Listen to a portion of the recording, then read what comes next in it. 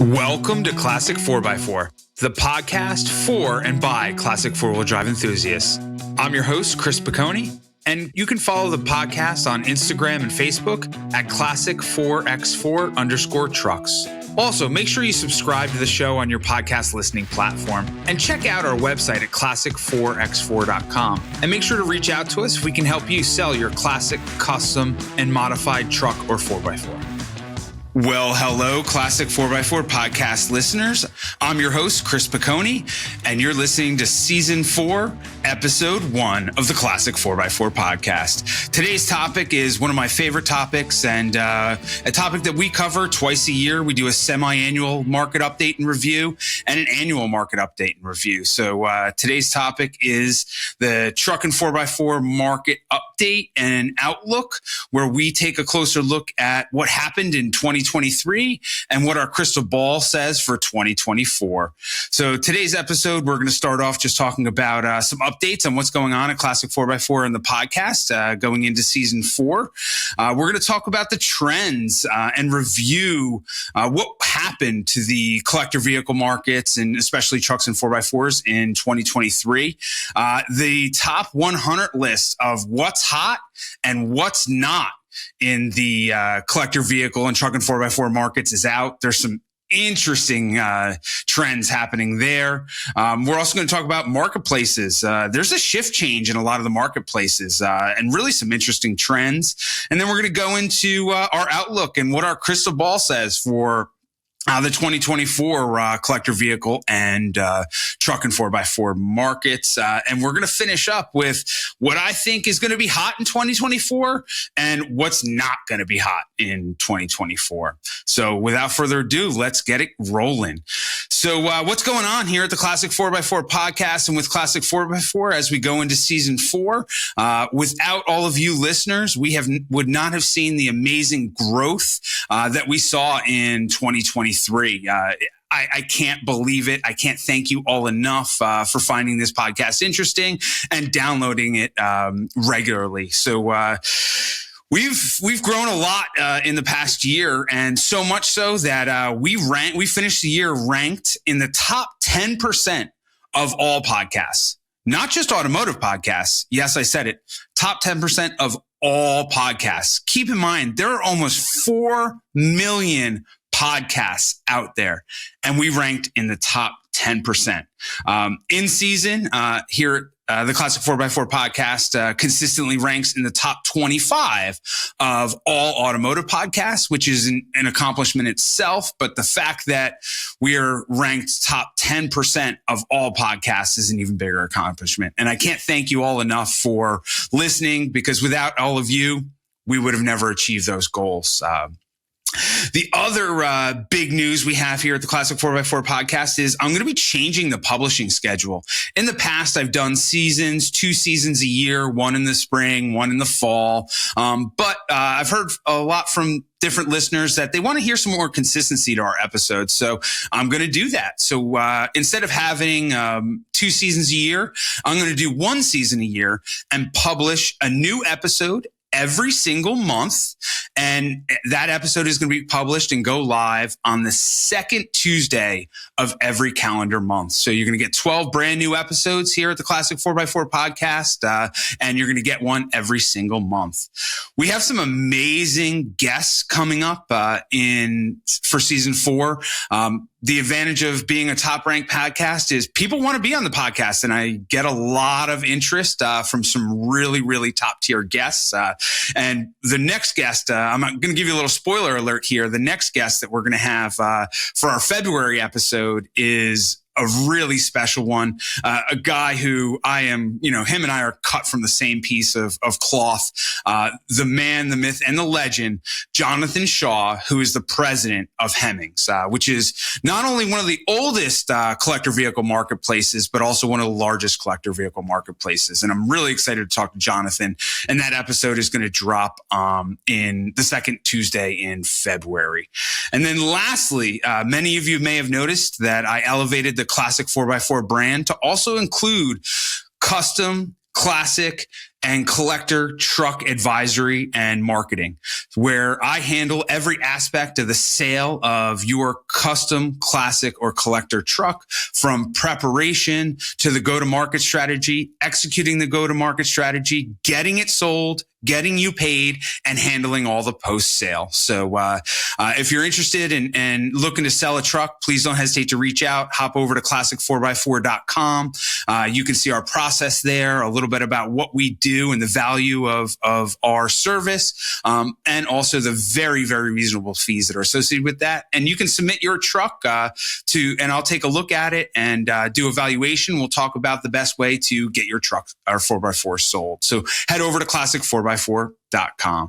But without further ado, let's talk about 2023. 2023 was a very interesting year in the collector vehicle markets for a couple reasons. The first is, after 5 strong years of the collector vehicle markets rallying, 2020, the end of 2022, the market peaked, and 2023 was very challenging for the collector vehicle markets. Fortunately, the collector, classic, custom truck and 4x4 markets held out very well, and there's some reasons for that. But the overall collector vehicle markets were very challenging in 2023.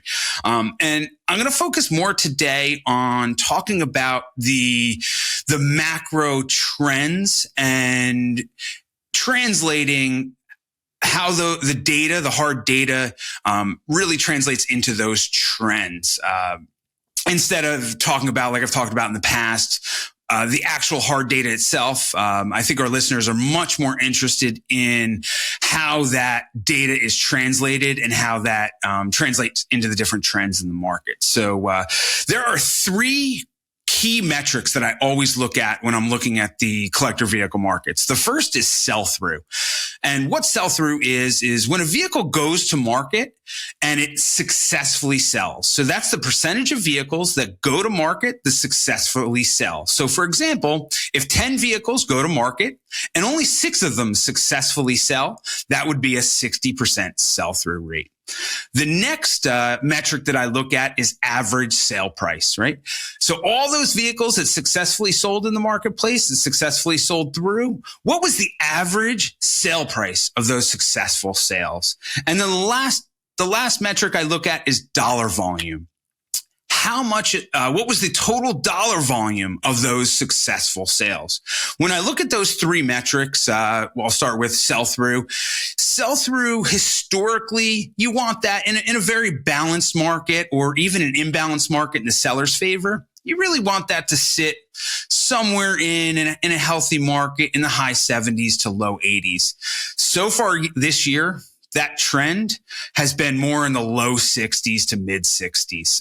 So that's showing us a trend that the vehicles that are coming to market are not really selling through. Though a majority are selling through, it's still below historical averages. And that's normal in a market that is adjusting from a imbalanced market in the seller's favor to a balanced market between buyers and sellers. And really, at this point, we are imbalanced in the buyer's favor. So again, that's normal. Market's correct. That's the way things happen.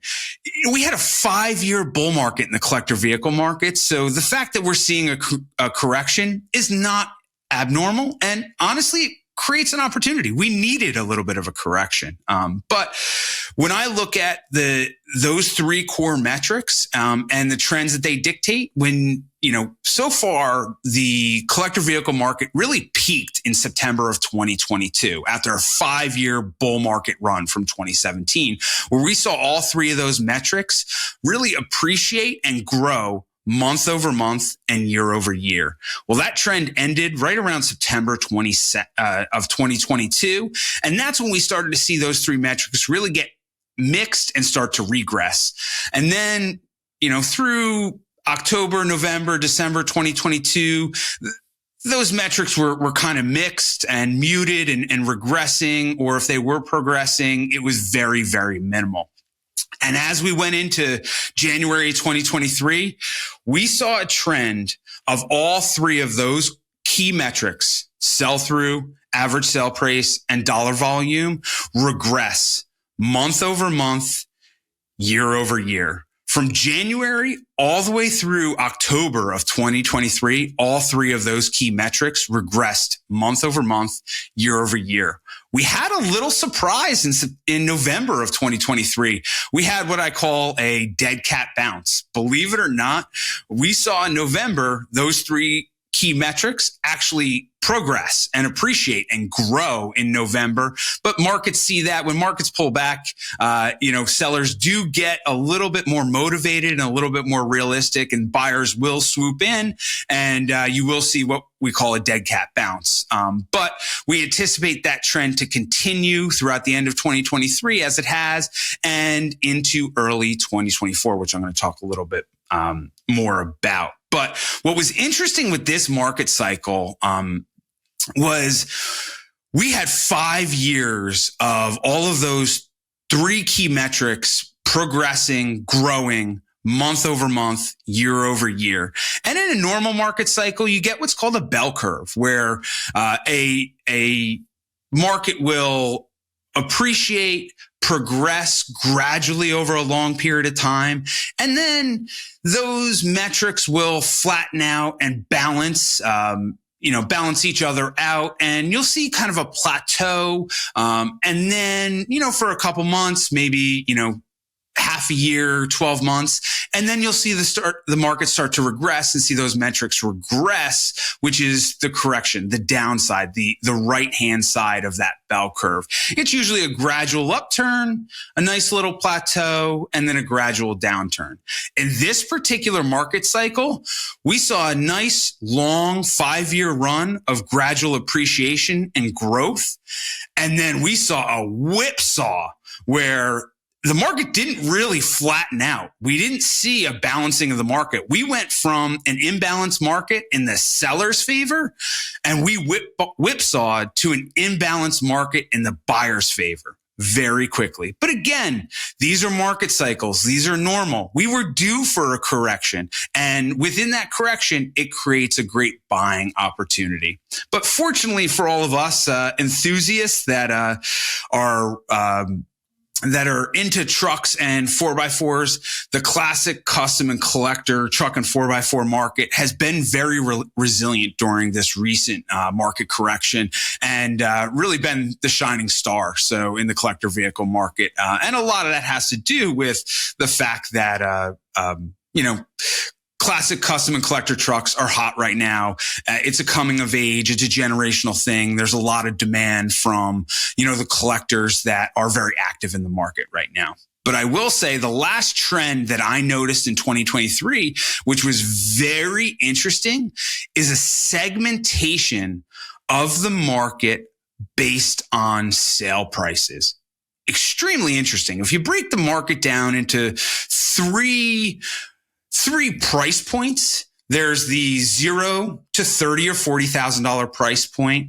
There's the $30,000 to $40,000 to $80,000 to $90,000 price point, and then the $80,000 to $90,000 plus, $100,000 six-figure plus price point. So the market really has segmented to the $40,000 and below, $40,000 to $80,000, and the $80,000 to $100,000 plus vehicles. And what's interesting is the bottom end of that market, that below $30,000 or below $40,000 bottom end of the market, has actually stayed pretty healthy. There's still demand. It's decently balanced. It is still imbalanced in the buyer's favor, but not drastically imbalanced.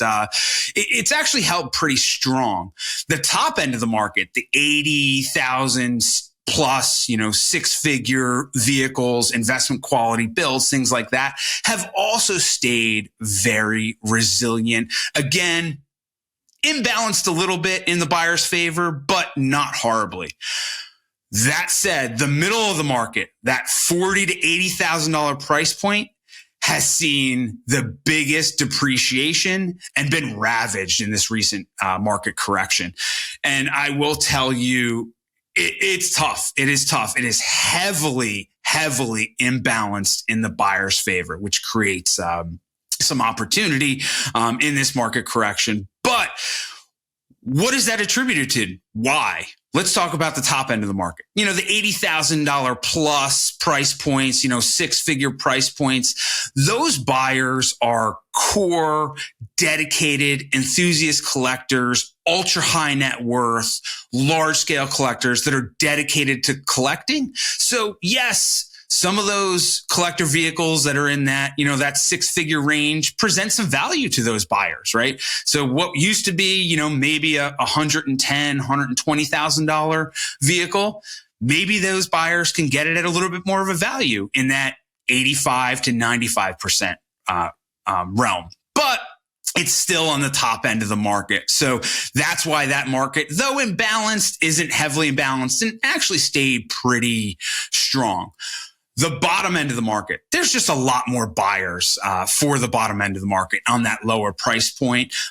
You have entry level for casual buyers, but you have some smaller scale collectors that that are dedicated to collecting, that are very active in that bottom end of the market. So though imbalanced, not heavily imbalanced in the buyer's favor. What drove the heavy imbalance and massive market correction in that $40,000 to $80,000 price point? Pure and simple was there were a ton of casual collectors, what I'll call high net worth collectors, that were looking for just a cool car or truck, just to have an extra one in their garage or at their vacation home, that dominated that market. Also, you saw more financing in that market. Though I will say the collector vehicle market is not heavily interest rate sensitive. There isn't a ton of borrowing in that market. And what borrowing did take place in that market was more strategic by dedicated collectors, where they could borrow at very low interest rates. And they had the opportunity to earn on their money that's invested elsewhere. So, for example, if they were borrowing at 3% to buy a collector vehicle, but they were investing at 7, 8%, they were getting a positive return on their money. That said, though, there were a lot of collectors in that middle market, or casual collectors in that middle market, that just have exited the market as a whole, right? But more importantly, there were a lot of finance buyers in that market. So people that had 30, 40 grand, but they wanted a $70,000, $80,000 vehicle, collector vehicle. And when rates were low, they had the ability to borrow and push the envelope and pick up that $70,000, $80,000 vehicle, even though they had, 30, 40,000 available to them at that time. So all those buyers are now out of the market now that collector vehicle rates have popped up to the high single digits, low double digits, and low teens. So bottom end of the market held out okay, still imbalanced along with the overall market in the buyer's favor. Top end of the market held out okay, rather resilient, still imbalanced in the buyer's favor, but not heavily. The middle of the market, heavily imbalanced and heavily impacted during this most recent correction. So let's move on to talk about what's hot and what's not in 2023. Certain makes and models, and there were some surprises here. I was very, very surprised when I looked at the top 100 list of collector vehicles that were hot in 2023 and were not in 2023.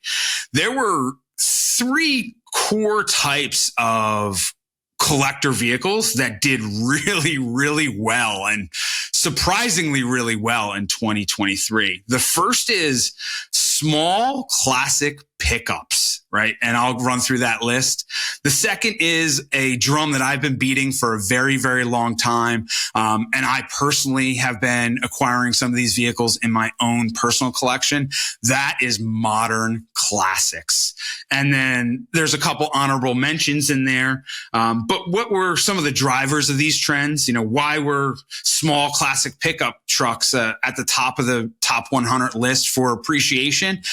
purely from a price point standpoint, they were undervalued. There's a good amount of inventory out there. And even though they saw a lot of makes and models within this category saw a lot of appreciation in 2023, a vast majority of these vehicles, these small classic pickups, still trade well below 20,000. So it's a great price point. Modern classics, what's the key driver to why modern classics were on the top 100 list this year? Pure and simple, they were undervalued, and collectors like the modern amenities that modern classics provide. So when I'm talking about modern classics, I'm talking about late 80s to mid 90s types of vehicles. One of the reasons that I bought a 1990 square body K5 was because it had an automatic transmission, has air conditioning, reliable heat, fuel injection, and a very simple 350. It's just a comfortable truck to drive. It's got an automatic transmission. It drives easy. I can throw the air conditioning on a hot day. The heat's reliable. It just has all the creature comforts. It's just fun, something fun, comfortable to drive, but also looks cool. And then the honorable mention category, I'll go into a little bit more detail as we run down that list. But let's talk about small compact pickups and what makes and models did really well in 2023. Topping the list of what was hot in 2023 for vehicles, collector vehicles that appreciated, and this is out of all the collector vehicles that appreciated, just happens to be one of those compact pickup trucks. So topping the list at number 1 was, yes, you heard it here, the Volkswagen Caddy. For those of you that aren't familiar with the Volkswagen Caddy, it was a small Volkswagen pickup truck, very similar looking to the Subaru Brat. But that topped the list at number 1 at a 44% year over year appreciation between 2022 and 2023. The next truck on that list is at number 3, the Chevy Love. I mean, these things are awesome. I mean, they're just super cool. They're cheap. You can pick them up in the market. There's a bunch out there. Again, they trade well under 20 grand. But again, came in at number 3 at 38.9% year over year appreciation. And coming in at number 15 in the small pickup, classic small pickup category is a personal favorite of mine, and a truck that I've loved for a long time is the Jeep Comanche. So the Jeep Comanche appreciated 20.6% year over year. And then as we get down to the bottom of the list, coming in at number 63 within the small classic pickup truck category that performed very well in 2023 is, everybody's going to love this, the second generation Ford Ranger. Man, people love these Ford Rangers, and the second generation Ford Ranger saw 12.9% year over year appreciation. And lastly, coming in at number 93 was the first gen Toyota Tacoma that appreciated 11.2% year over year. So those are the standout classic small pickups that perform really well in 2023 year over year. And now we're going to move on to a category that I love, which is the modern classics. So how did the modern classics perform in 2023, and where did they fall on the list of top 100 appreciating collector vehicles in 2023? One trend here is Chevys and GMs dominate this list. So coming in at number 4 with 31.2% year over year appreciation. This is a surprising one. The Chevy Avalanche. But hey, it's cool. It's a modern classic and people like it, right? Coming in at number 8 was the only non-Chevy on this list, which was the second gen F-Series Super Duty, the 250s and 350s, coming in at 24% year over year appreciation. Moving on down the list, coming in at number 25 on the top 100 was the third gen Chevy C and K custom resto mods. So this isn't the original ones. These are C, square body Cs, third gen square body Cs that are dropped with LS swaps that are fully customized, restored, modified.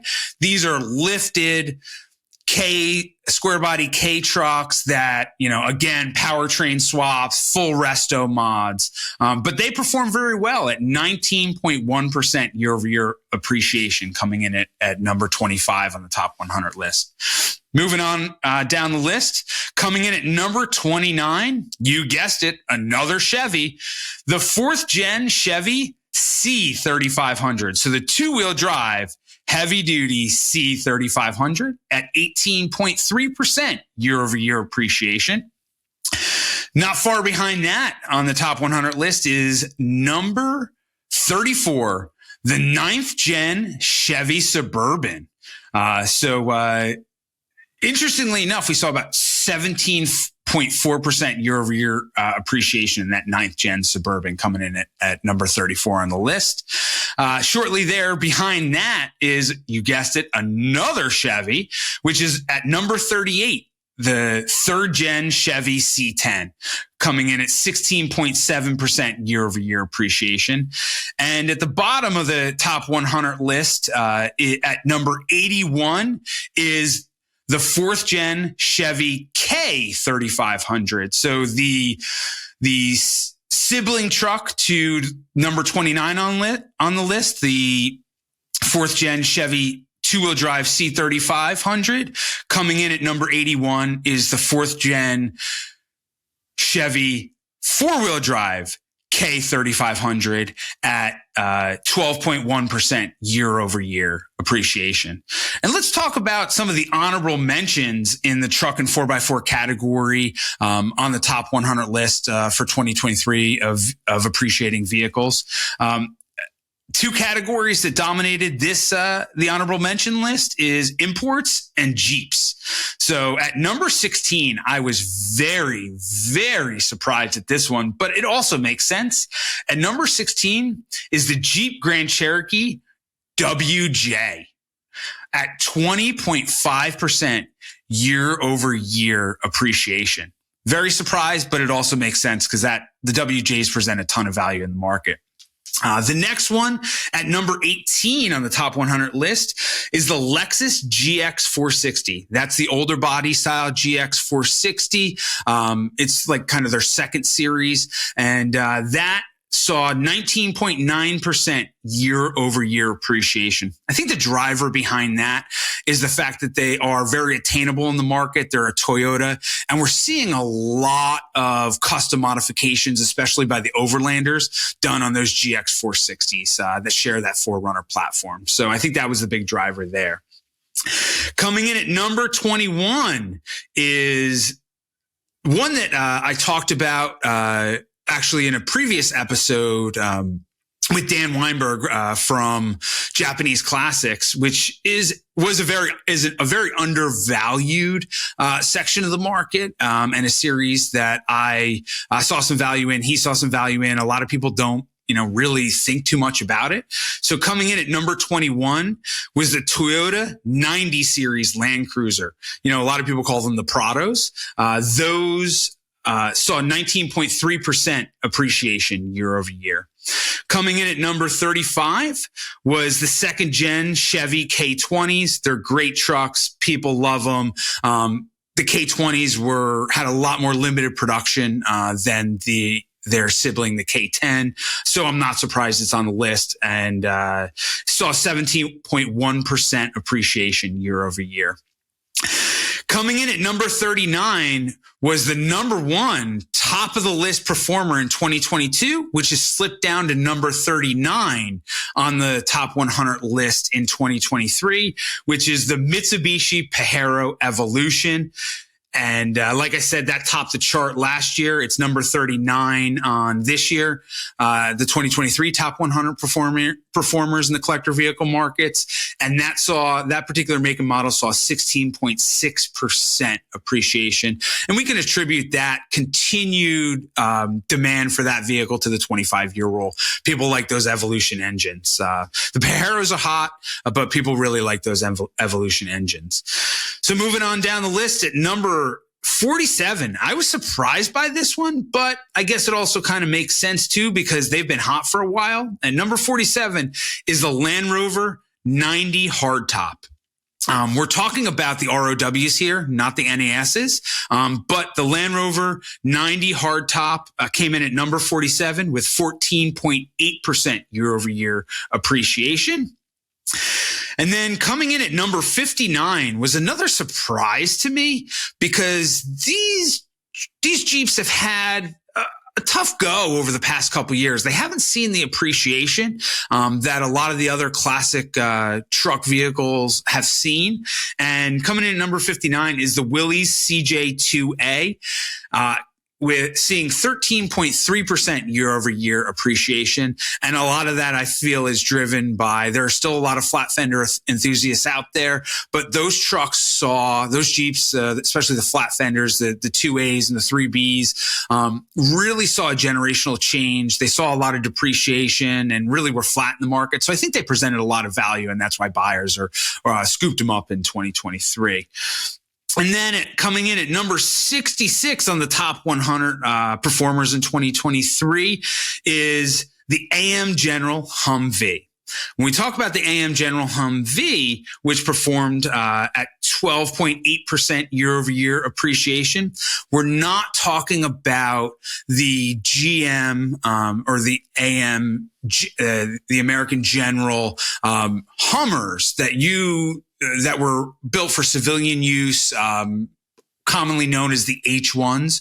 What we're talking about is the purpose-built AM General Humvees that were built under military contract that are being cycled out by the military for several different reasons and are being bought at GSA auctions from the military. Those are hitting the secondary market now. They present a ton of value.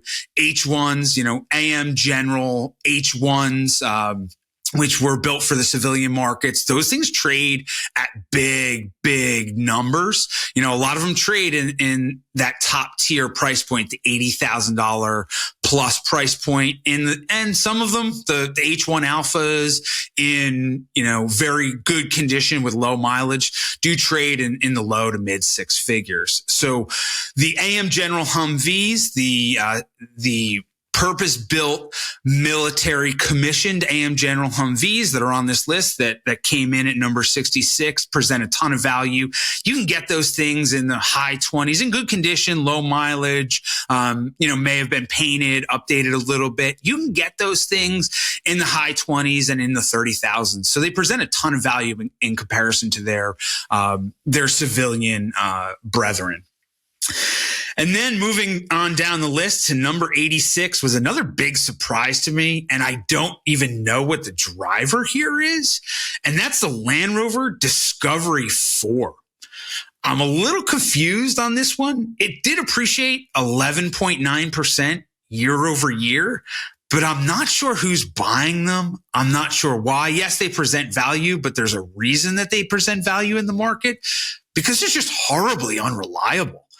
And I don't know who's buying them or why they're buying them, but people are buying them because they appreciated 11.9% and made the top 100 list at number 86 in 2023. And then lastly, coming in at number 90 is the Mercedes-Benz GL 550 at 11.4% appreciation. So again, horribly unreliable. Not sure who's buying them, but I'm sure they presented an immense value proposition for buyers. So buyers scooped them up just because they couldn't say no. So that rounds out our list and the different categories and trends that I saw in 2023 on the top 100 what's hot list of appreciating vehicles. So let's now move into what was not hot in 2023. And this list was dominated really by three core categories. The first category is late model luxury SUVs. The streets are going to be littered. Once we get through this list, the streets are going to be littered with sobbing soccer moms and well-heeled executives because their vehicles depreciated a whole lot. And mostly Land Rover Range Rovers, Mercedes-Benz G classes, and Porsche Cayennes. They saw a lot of action on the what's not list in 2023. The other category that really stood out in the what's not list in 2023 is EVs. And there's a core driver, and there's an explanation for that. EV adoption has been growing here in the U.S. and abroad, and the early adopters have really picked up and bought them. So as the EV companies and manufacturers and OEMs have really figured out their supply chains, ramped up production. For many years, they did, and new models have been introduced. For many years, they have satisfied the demand of early adopters. But we're in this weird period of time right now where the early adopters have really bought up and their demand has been satisfied, but the mass market hasn't really adopted EVs yet. Oh, it's coming. Purely because the government is mandating it. So whether we want to, ICE internal combustion engine and gas and diesel lovers want to accept it or not, it's coming because it's government mandated. So eventually the mass market will have to adopt and start buying EVs. But we're in this weird period of time right now where the early adopters have bought up what they wanted in the market. Supply has been there, but their demand is dwindling as we start to move in supply.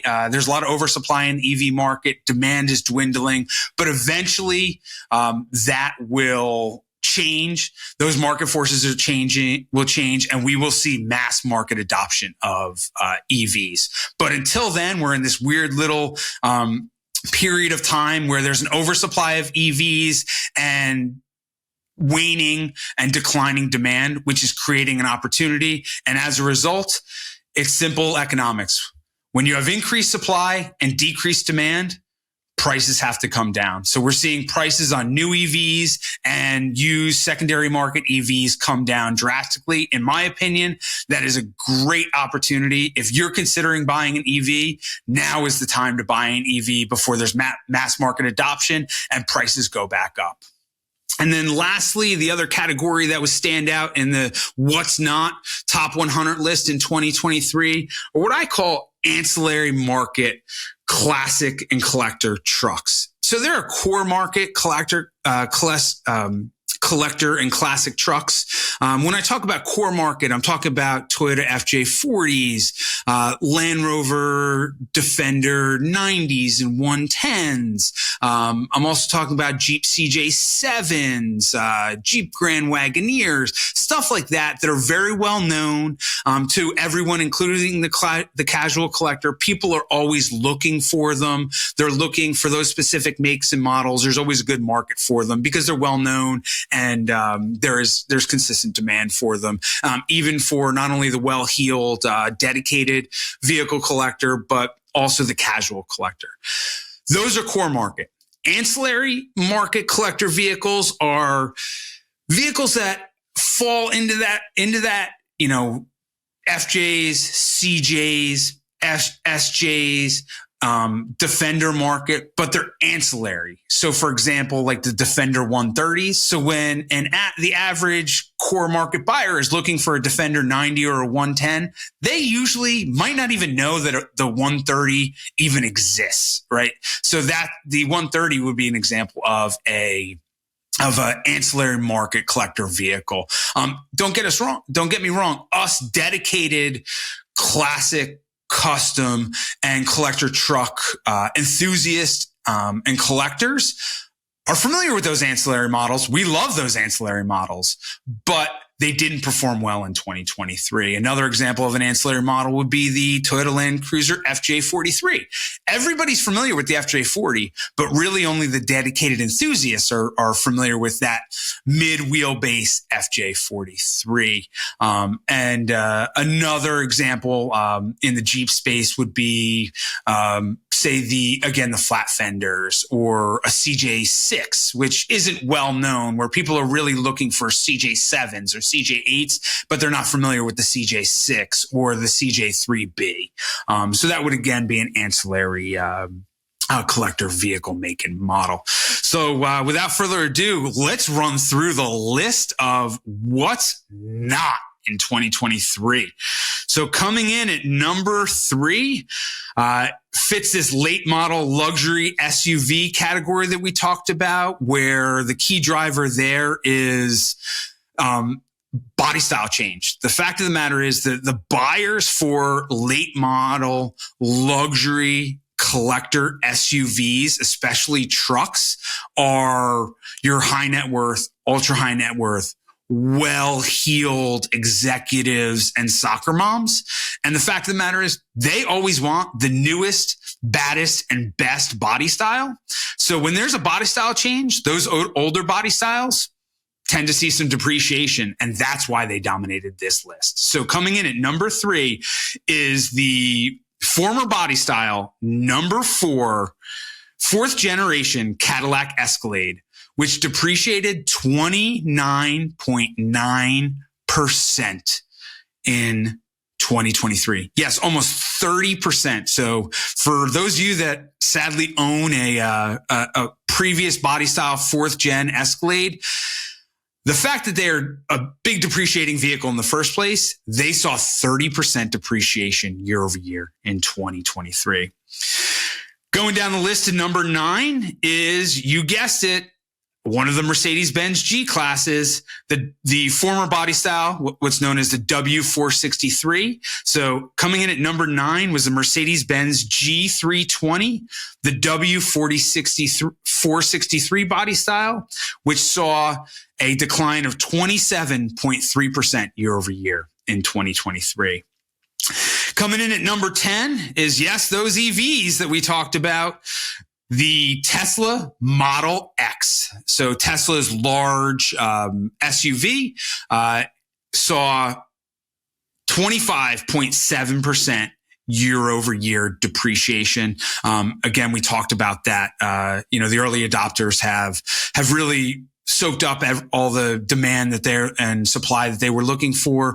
We haven't seen mass adoption yet. So we're in that little transition period of time that, like I said, has created an amazing opportunity for EV buyers out there.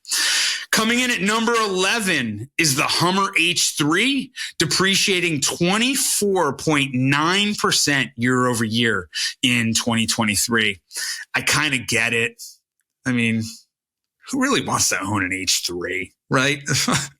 I'm sorry if you own an H3, but come on, who really wants to own an H3? So coming in at number 16 is again a Mercedes-Benz G-Class W463 model, the older body style, which is the Mercedes-Benz G63 AMG at 23.7% year over year depreciation. Again, we're going to attribute that to the body style change, and people just dumping the older body styles because they want the newest, baddest, and best new body style out there. So coming in at number 17 is the Series 4 Range Rover, which is the former body style, which was introduced in 2013 and I believe ran till 2019, 2020 maybe. Again, we saw a body style change there. So the Series 4 Range Rover depreciated 23.3% year over year. And then coming in at number 19 is the Bentley Bentayga, which didn't see a body style change, but the harder the bigger they are, the harder they fall. And I just think this is normal depreciation. When you have a $150,000 to $250,000, ultra luxe SUV, they're just going to see depreciation. So as crazy as it sounds, even though they depreciated, they came in at number 19 on the list at 22.6% depreciation. That's actually not abnormal for that vehicle. Coming in at number 33 was the Rivian R1S. Not a ton of those out on the road, but Rivian, the manufacturer, has been manufacturing a lot of those, and the demand is waning. So we have seen in 2023 with the Rivian R1S, 20.8% year over year depreciation. Coming in at number 34 is the second gen Range Rover Sport, again attributed to the body style change. There's a new body style out in the market. This is the old body style, depreciated 20.4% year over year. And coming in at number 36 is one that tugs at my heartstrings because it is a truck that I just loved, especially when it was introduced in the early 2000s. It's the Infiniti FX. It's a unique body style. Not a lot of people liked it. I personally absolutely loved it. It's not produced anymore. That body style isn't produced anymore. Infiniti has gone to the more mass market and change that model lineup to be the QX model lineup. But coming in at number 36, the Infiniti FX depreciated 20.1% year over year in 2023. And then, yes, coming in at number 38 is another EV. We talked about why the drivers behind that correction, and that is the Tesla Model Y, which is Tesla's small SUV, and that depreciated 20% year over year. And now we're going to see a run of Porsche Cayennes. Almost every one between 40 all the way down to the end of the list for trucks and SUVs, trucks and 4x4s, is a Porsche Cayenne, the 957 body style, which is the former body style. So coming in at number 40 is the Porsche Cayenne Turbo, that 957 body style, which saw 19.9% year over year depreciation, again attributed to the change in body style and people dumping the old body style so they can have the newest, biggest, baddest body style. So coming in at number 53 on the list is, yes, you guessed it, another Porsche Cayenne, but in this time on number 53, the Porsche Cayenne Diesel, the 958.2 model, again, an old body style, that depreciated 17.6% year over year. Coming in at number 54 is the Porsche Cayenne, the 3.6 base, again, the 957 body style, the older body style, depreciated 17.3% year over year. Coming in at number 57 is the Mercedes-Benz G500, G550 squared. Again, the W463 body style, the older body style. But for those of you that aren't familiar with the G-Class squared, they were offered, I believe, from 2017 to 2019. Those are the ones that are heavily modified from the factory and lifted. That's what the G500 and G550 squareds are. But those came in at number 57 and saw 17.1% year over year depreciation. Coming in at number 69 is the Porsche Cayenne GTS. Yes, again, the 957 body style, depreciated 16.1% year over year. Coming in at number 75 is again, another Benz G-Class, the Mercedes-Benz G550. Yes, you guessed it. The W463 model, the older body style, depreciated at 15.6% year over year. Coming in at number 78, yes, another Cayenne. This time the Porsche Cayenne Diesel, the 958.1 body style, which was the first gen diesel, saw 15.5% year over year depreciation. And at the bottom of the list at number 87 is another Benz, which is the GL 450. And if you remember, the GL 550 was on the What's Hot list. Well, At number 87, the Mercedes-Benz GL 450, the previous generation to that GL 550, saw 15% depreciation on the 2023 what's not list. And then let's talk about those ancillary non-core collector trucks that I talked about. So coming in at number 6 is the Isuzu Elf. The Isuzu Elf is an import vehicle. A lot of them that are imported are right-hand drive from Japan, and they're outfitted like fire trucks. But they saw 28.3% depreciation coming in at number 6 on the top 100 what's not list. I will attribute that to a lot of those are bought up by people that do overland conversions on them. And just the custom overland and the overland conversion market has just got soft. It was real hot during the pandemic, 2021, 2022, but it's really gotten soft. People are spending big bucks to outfit these overland vehicles, and spent a lot of money outfitting them and just didn't use them. So the reason I think the Isuzu Elf came in at number 6 at 28.3% appreciation is primarily because the buyers of those were overland converters. Number 15 is the Jeep Willys pickup. Again, it's an ancillary model. When people are looking for Willys, they're looking for a flat fender CJ2A, CJ3B, or a Willys wagon. They're not always looking for that Willys pickup. I love them, but they're not a core collector vehicle. They're an ancillary collector vehicle. People aren't always looking for them. So they depreciated 24% year over year.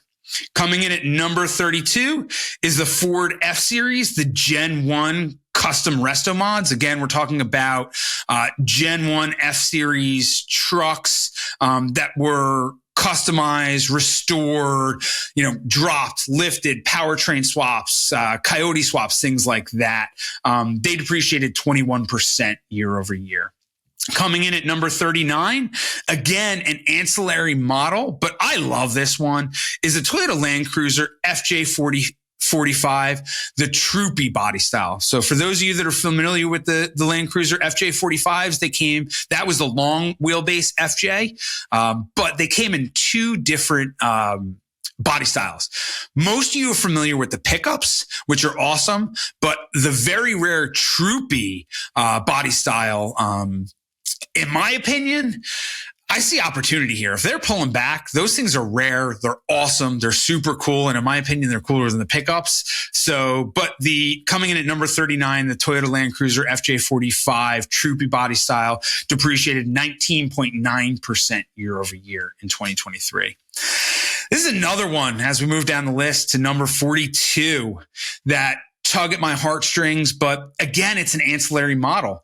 The International Harvester Scout 80, which is I'll call it the sibling to the Scout 800 or the 800A, 800B. And again, the 800, the 800B, that is a core collector model, and people just don't know about the 80s. That was the earlier version of the 800 A and B body style was the Scout 80. People just don't know about them, but they depreciated 19.1% year over year. But I will say the 800A and the 800B, which is very similar, saw a massive depreciation. A massive appreciation. And we're going to talk about that a little bit more as we go on. Coming in at number 50 in that ancillary non-core collector truck list is the Chevy 3200 pickups. That is primarily attributed to just a change in generation. I'm going to talk a little bit more about this in a little bit later in the podcast when I talk about 2024 trends, but there's a generational change, and the 3200 pickups were the early Chevy pickups from the 50s and 60s. There's just a generational change. Those buyers are sadly dying off, and there's not a lot of demand for the early collector classics. Coming in at number 55, which again was another surprise because it's a small pickup and all of its comparable makes and models and competing makes and models were on the what's hot list for 2023. But Coming in at number 55 on the what's not list for 2023 is the Mazda B series. Again, it's an ancillary model. I mean, people are going to buy a Ford Ranger or a Chevy Love before they look for the Mazda B series. So that depreciated 17.3% year over year. And again, another ancillary model coming in at number 70 is the Land Rover Defender 110. But the double cab pickup, again, most people looking for 110s are looking for either the 2-door 110 beach runners, or what I call the 3-door 110 beach runners, or the 4-door 110s. They're not looking for the 4-door 110 double cab pickups, but they depreciated 15.9% year over year. Coming in at number 85 this is a sad one for me because I love these, is the Dodge Power Wagon. Again, these things saw a ton of appreciation, especially the custom resto modded ones, but they ran up heavy and they were due for a correction. So the Power Wagons came in at number 85 at 15.1% year over year depreciation on the what's not list in 2023. Coming in at number 92 is a little perplexing, is the Chevy C2500 4th gen. But the 3500, both the K and the C, were on the what's hot list. So the fact that the 2500 was on the what's not list is a little head scratching. Maybe people just want that heavier duty 3500. But that depreciated 14.8% year over year. And on the bottom of the list at number 93, again, is another ancillary model, ancillary non-core collector model, which is a Land Rover Series 2. Not the 2A, the Land Rover Series 2. So for those of you that aren't familiar, the 3 years prior to the 2A being introduced and being mass produced and becoming a very, very popular vehicle in its time and equally a popular collector vehicle in today's market. But before the 2A was introduced, the 3 years prior, they had the Series 2. Again, I just don't think people are looking for them, but they depreciated at 14.7% year over year. So moving on to our next topic, marketplaces. We saw interesting trends in the marketplaces. If I had this conversation with everybody 2-3 years ago, I tell you, you could throw any collector vehicle on any marketplace at any price, and it was probably going to sell. That's purely because the market was imbalanced in the seller's favor, right? For lack of better words, there was a butt for every seat back in those days. Well, as the market has changed, marketplaces have changed drastically. But a couple trends that we're going to talk about as far as marketplaces is classified and auction online marketplaces continue to dominate where collector vehicles are transacted. And that has been a trend for the past decade.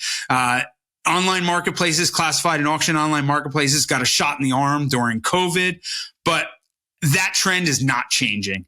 That has been a trend for over a decade, and it's not changing anytime soon. That will always be the dominant arena for where classic, custom, and collector vehicles buy and sell within the marketplaces. It's pure and simple. There's a reason for it.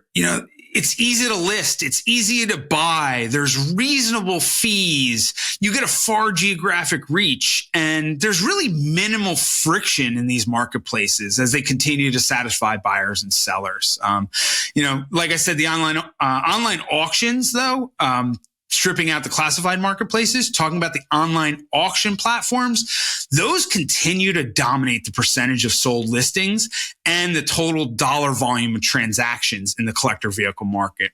And that's in comparison to the in-lane, in-person physical auctions. Hands down, online auctions continue to dominate the largest percentage of sold listings and the total dollar volume of those sold listings. That's where all the transactions are taking place. That said, though, in-person, physical, in-lane auctions continue to produce the highest average sale prices. And it's interesting, as I represent the sale of my clients' collector, custom, and classic trucks and 4x4s at Classic 4x4. Interestingly enough, I have been advising my clients with our go-to-market strategy, where back in the day, I would always advise a client, unless that truck is going to do six figures, there's no reason to pay the heavy fees for a in-lane, in-person physical auction. It just doesn't make sense, because the in-lane, in-person physical auctions are very fee-heavy premium marketplaces. Yes, they bring the top transaction values, but there are heavy fees to be paid to get those top transaction values, right? So when I talk about fees, there's an 8 to 12% buyer fee and seller fee on both sides of the transaction. You have slotting fees to make sure that you get your vehicle runs at a very desirable time, also what's called a slot. But then you also have to transport that vehicle to the auction. And if, God forbid, it doesn't sell through, you have to transport it back from the auction. So I've actually been advising clients on the top end of the five-figure market and I've been sending their classic, custom, and collector trucks to some of those high fee, in-lane, in-person physical auctions to get the big numbers. But at the end of the day, the online auctions are always going to dominate a majority of the dollar volume. But if you need those big numbers, you're pretty much, I don't want to say guaranteed, but the probability of getting that big number for the higher end of the market is always, in my opinion, going to be the in-lane, in-person physical auctions. So let's talk a little bit about some segmentation that we're seeing within the marketplaces. And I've seen this trend happen really as the market has pulled back in 2023. So back, over the past couple of years, you've seen some large online marketplaces really grow drastically, namely Cars and Bids and Bring a Trailer. They're great partners of mine, marketplace partners of mine who, I bring my clients' vehicles to some of those online auctions when it makes sense. Don't get me wrong. That's not always the best option, but when it makes sense, and I really think it can get the eyes it needs, the audience. But one of the biggest shift changes we have seen with those large online auction players is both Cars and Bids and Bring a Trailer have actually been acquired in the past 12 to 18 months. So meaning the original founders have sold a majority equity ownership of those platforms to investors. Bring a Trailer was sold to a strategic investor, and Cars and Bids was sold to a private equity investor. Well, when an investor owns a majority of the company, you have to remember, what do investors care about? They care about a return on their investment. I came out of automotive private equity. I am more than familiar with this phenomenon. So when a founder and the original investors sell off a majority of their ownership to the strategic and private equity and venture capital investors, it's pure and simple. They need a return on that investment. How do you get a return on the investment? You need to generate more fees, which generates more revenue. How do you generate more fees? You add more auctions. More auctions means more fees. Even if it's at the detriment of sell-through, if you add more auctions, you get more fees, even if the sell-through drops. So at the end of the day, what happened is these large auction platforms, namely Cars and Bids and Bring a Trailer, have grown the number of live auctions they have running at any given time to several hundred. We're talking 5, 6, 7, 800 auctions live at any given time, when they used to have, a handful, 100, 200, 300 highly curated auctions. And what happens is when you add more supply into the market, especially a market that is pulling back and with waning demand, it's simple. That marketplace is going to heavily imbalance in the buyer's favor, and sell-through is going to drop through the floor. Well, that's what happened within those two marketplaces. So sellers got frustrated because they were bringing vehicles to those those large online marketplaces and auction platforms, and they weren't getting the eyes that they used to get, because instead of looking at, buyers looking at 1, 2, 300 auctions, now they're looking at 6, 7, 800 auctions. So it gets lost in the mix, and sellers were bringing them to those large scale platforms, and they weren't selling through, leaving a bad taste in the seller's mouth. But that also leaves a bad taste in the buyer's mouth too, because the buyers are there, they're bidding, but the sellers just weren't realistic. The marketplaces were heavily imbalanced, and the buyers weren't able to buy, even though they were bidding. So that left a bad taste in the buyer's mouth also. So what has happened is we've seen this flight from those large scale online auction platforms to the smaller, enthusiast focused, curated online auction platform. So we're seeing buyers and sellers, instead of looking at cars and bids or bring a trailer, because they've had bad experiences, they're sick of the comments, their vehicle didn't sell through, or they bid on a vehicle and they weren't able to buy it. Well, guess what? A lot of those buyers and sellers are moving away from the large scale platforms and going towards the enthusiast focused platforms. When I talk about the enthusiast focused platforms, there is a whole segment of the online classified and auction marketplaces that are dedicated to enthusiasts, right?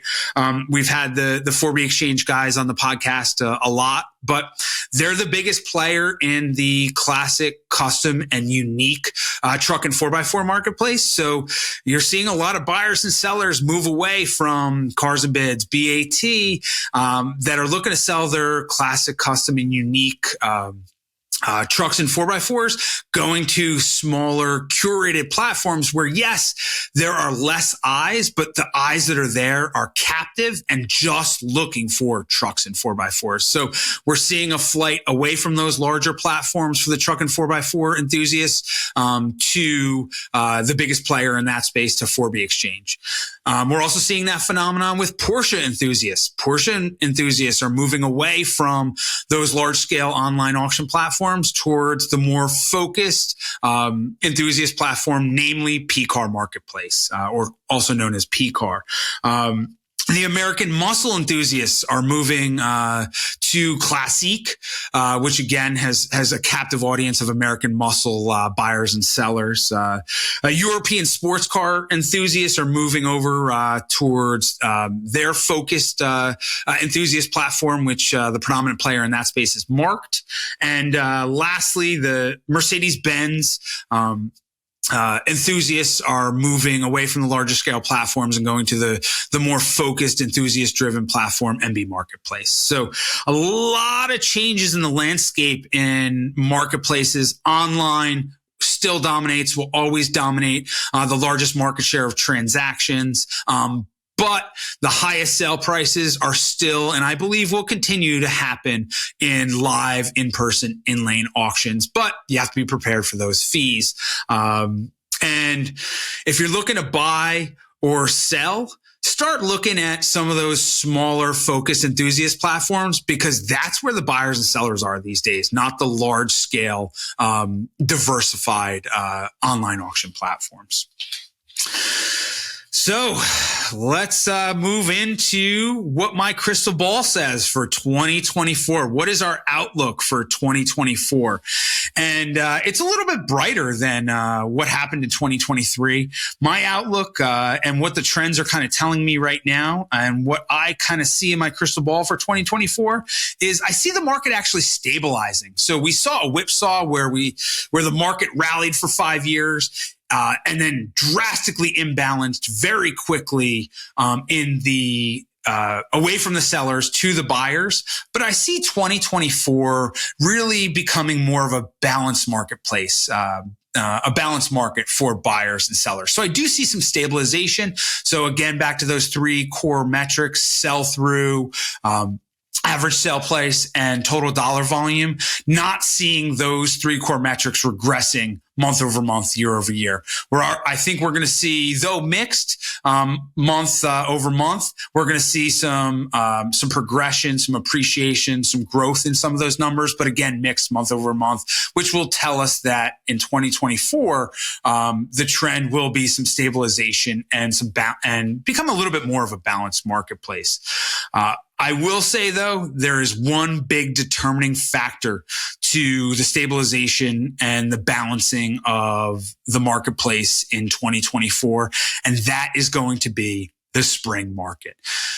How much inventory comes into the collector vehicle inventory comes into the collector spring market in 2024 is going to dictate the rest of the year. As many of you know, the first quarter and second quarter of every single year is when you see the most collector inventory come into the market, primarily because that's when all the big physical in-lane auctions are happening, right?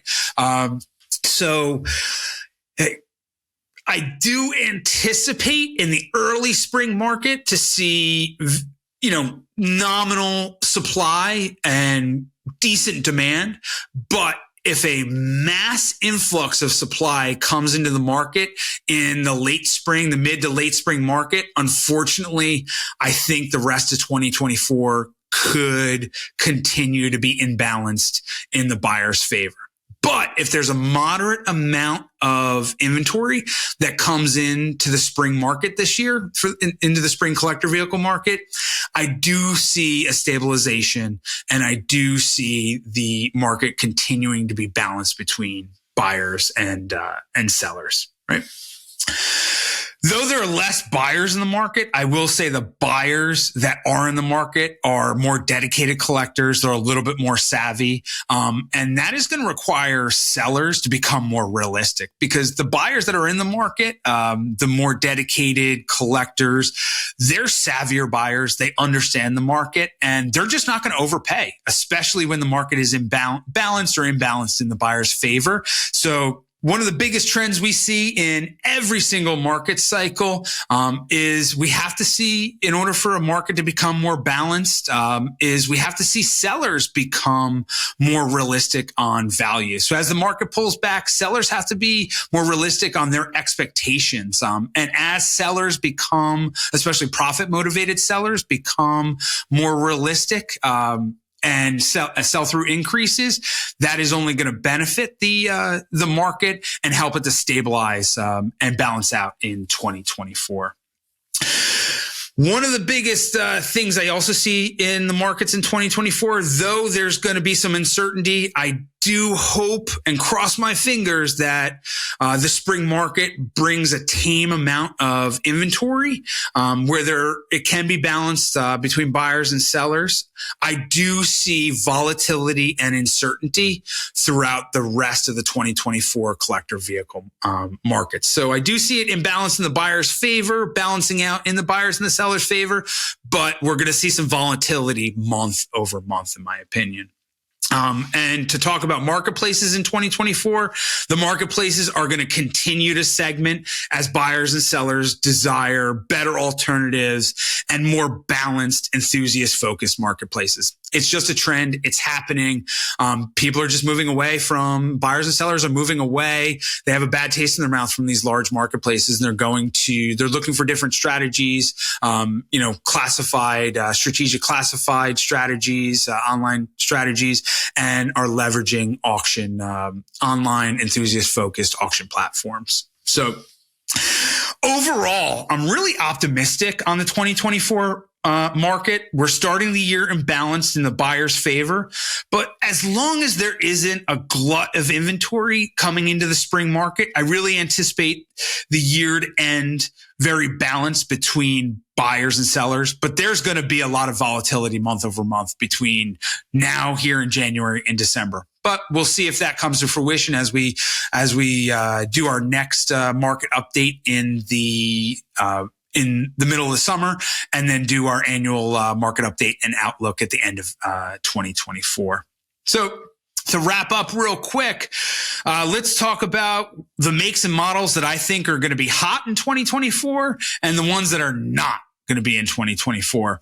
Again, what's going to be hot in 2024? This trend of modern classics continuing to appreciate. I see that continuing. They present a ton of value. They have creature comforts, automatic transmissions, air conditioning, disc brakes, power windows, power locks, and the collector likes those creature comforts. So a couple makes and models for the two doors, second gen Chevy K5s, I think are going to be, a great modern classic and present a buying opportunity. I bought one myself. I'm a believer there. OBS Ford Broncos, Dodge Ram Chargers, 70 series Toyota Land Cruisers. They're undervalued in the market. They're awesome. They're super cool. Land Rover Range Rover Classics and 94 to 97 NAS Defender 90s. I think are going to continue to see great appreciation in 2024 and do very well. When we're talking about some of the four-door collector vehicles, the late 7th gen and 8th gen Suburbans, I think are going to see some appreciation. Jeep SJ Grand Wagoneers, I like them a lot. I like them a real lot. They've seen a market cycle and they're very attainable. I'll talk a bit more about that. And the ZJ and WJ Grand Cherokees, I see some opportunity and I think are going to do well in 2024. The 80 and 90 series Toyota Land Cruisers, again, I think are going to do well in 2024.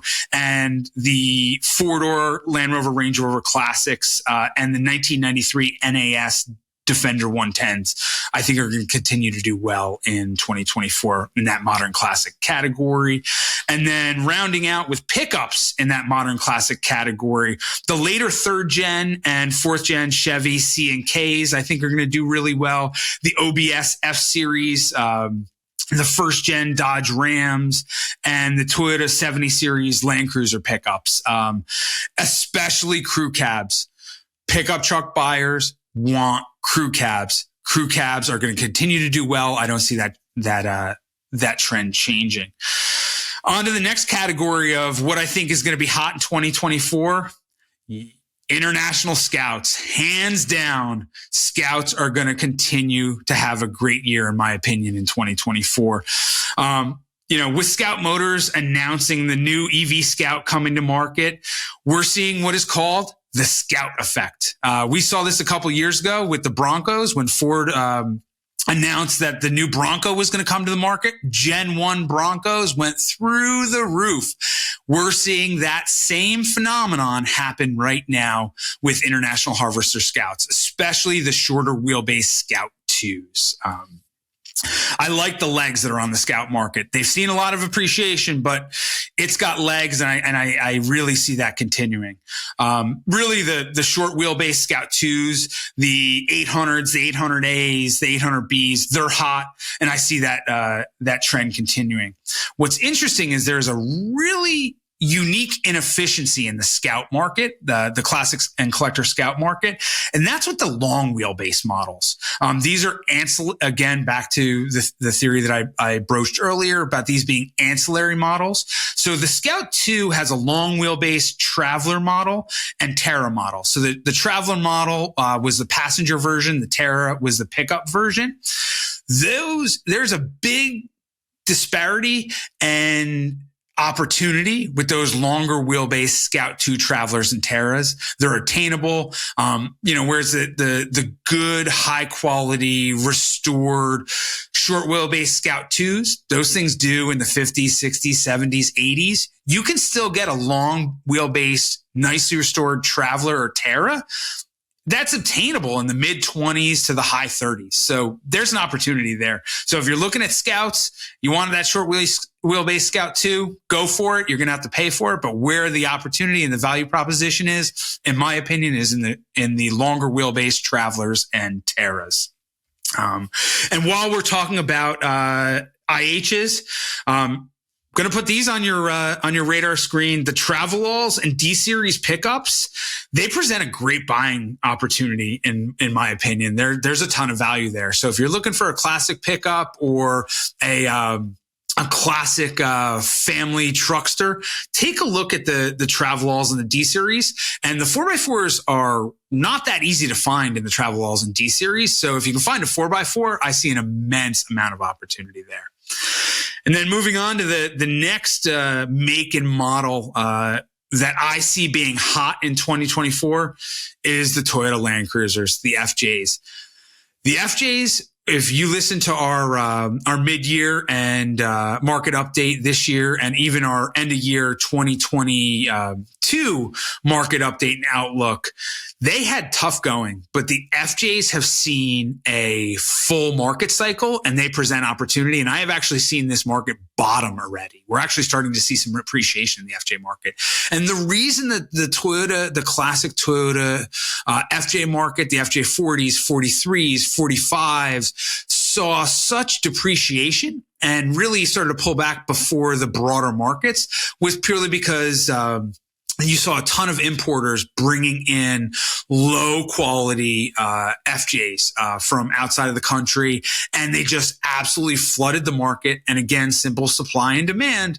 If you add a ton of demand, if you add a ton of supply, especially low quality supply into the market, and demand is waning or fully satisfied or isn't looking for low quality stuff, prices are going to come down, and prices did come down, but I have seen those prices start to stabilize. There was a period of time over the past few months, past 6-8 months, you could get a fully restored, high quality imported FJ40 in the market for like $22,000 to $25,000. Sadly, those days are over.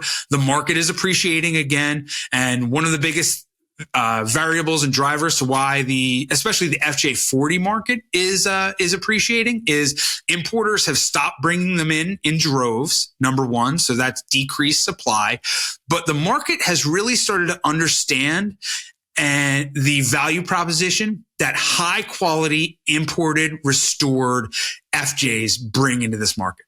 So for every 10, just importer that was bringing in an FJ40 that was just, putting a different color lipstick on the same old pig, and turning buyers away, there was one, or two high quality, and the market, high quality importers that was really doing a good job, restoring them.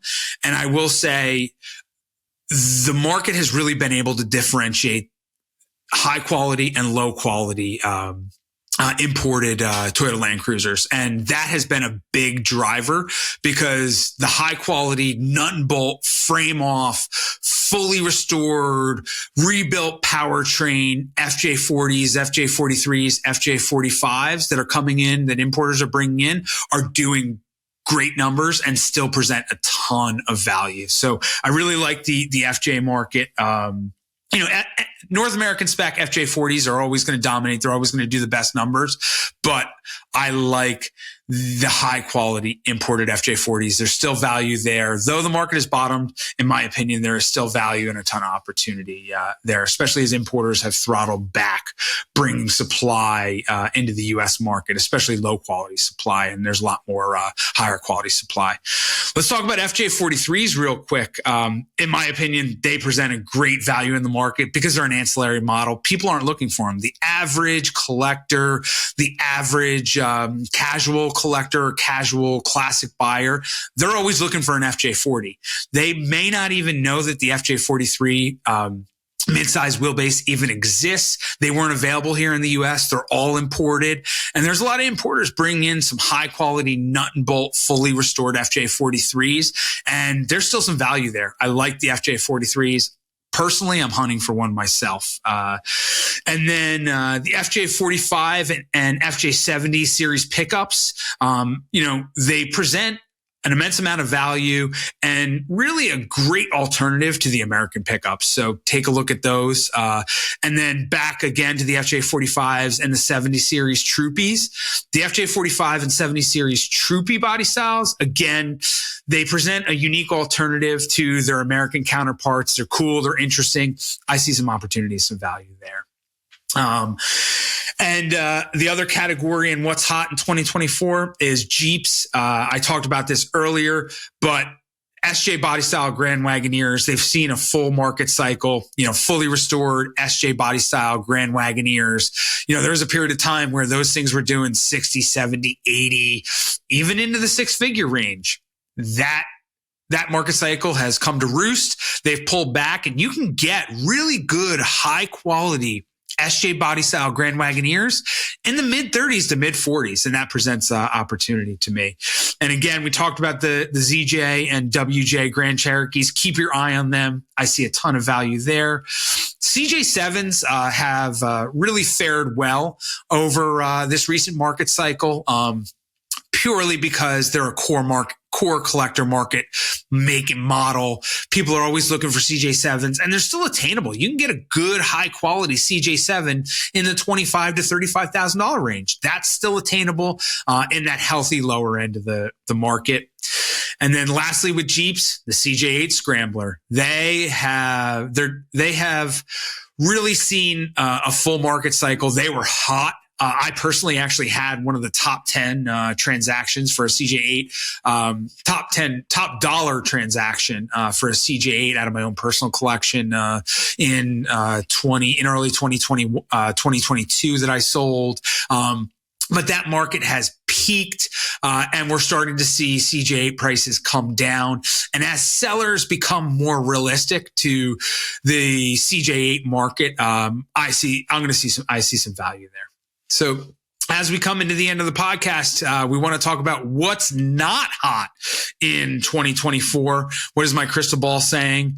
And sadly, this is a variable of several years of amazing appreciation, but the ROW, meaning the rest of world, Land Rover 90 and 110, and later Defender 90 and 110s, I see being really not hot in 2024. And again, I need to differentiate the ROW 90s and 110s versus the NES 90s and 110s. The NES 90s and 110s, they're very limited. There's a huge dedicated enthusiast collector market for those. There's not a ton of them out there. They're always going to be desirable. You're always going to see appreciation there. But the ROW, rest of world, imported 90s and 110s, the market's just flooded right now. They're coming off several great years. They still performed decently well in 2023, but in 2024, I see that market cycle come to roost. And sadly, though they were a chart topper, they're due for a correction.